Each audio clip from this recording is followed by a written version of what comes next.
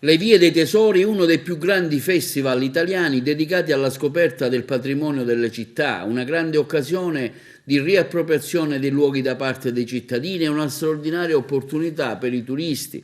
Oltre 450 tesori visitabili con un sistema digitale smart, palazzi nobiliari, terrazze segrete, monasteri, chiese e cripte, giardini, musei scientifici, luoghi in gran parte di solito chiusi o non raccontati. Nel 2021 si svolgerà in 16 tra capoluoghi e città d'arte della Sicilia.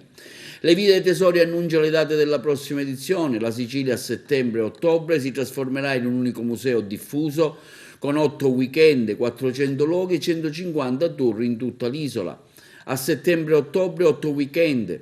Entrano nel circuito Termini Imerese, Enna, altre 6 città probabili new entry. Nell'occasione pacchetti turistici nelle città del festival, la presentazione è avvenuta alla BIT.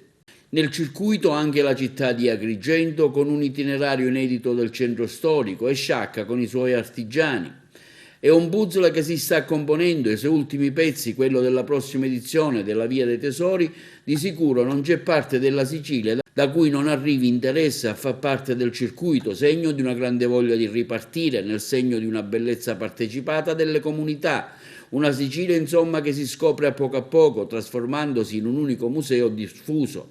Negli 8 weekend di settembre e ottobre tornerà la sua 15ª edizione, il festival che ogni anno apre, racconta e mette in rete bellezza, cultura e storie della Sicilia, insieme da visitare con un unico coupon digitale con visite guidate. Ci sono luoghi di solito inaccessibili, grandi attori, siti poco conosciuti o famosi, tutti in un unico circuito con una forte vocazione da storytelling e tanti tour arricchiti dal contributo di accademici, studiosi, esperti del patrimonio. Il festival ha annunciato le sue prossime date nel corso di un incontro avvenuto alla Borsa Internazionale del Turismo che quest'anno si è svolto in versione digitale. Si sono collegati tra gli altri l'assessore alla regione siciliana Mallo Messina al turismo, Roberto Lagalla all'istruzione, Alberto Samonà ai beni culturali, la Fondazione Le Vie dei Tesori con il suo presidente Laura Anello, oltre che ad altri amministratori locali. È un progetto che si anima della narrazione collettiva, della voglia di riappropriazione dei cittadini, della partecipazione di centinaia di giovani che ogni anno si uniscono alla squadra di organizzatori, narratori e esperti del territorio.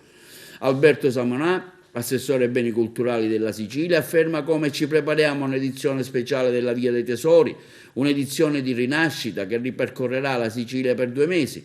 Tesori architettonici e naturalistici saranno aperti al pubblico in un'unica rete di pubblico e privato. Cultura vuol dire per Samonà sviluppo ed economia per ripensare i nostri centri urbani, i nostri parchi, nell'ottica della crescita e della progettualità futura.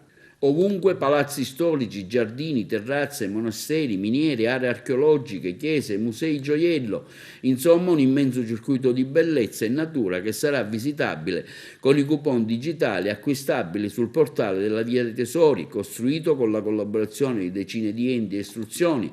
Dal 20 maggio si potranno prenotare e acquistare in collaborazione con il tour operator Insider Sicily, weekend, esperienze e pacchetti turistici ritagliati su un viaggiatore curioso che ama il bello, l'inedito, il particolare e che avrà a disposizione un sito e un magazine colmi di storie, aneddoti e guide.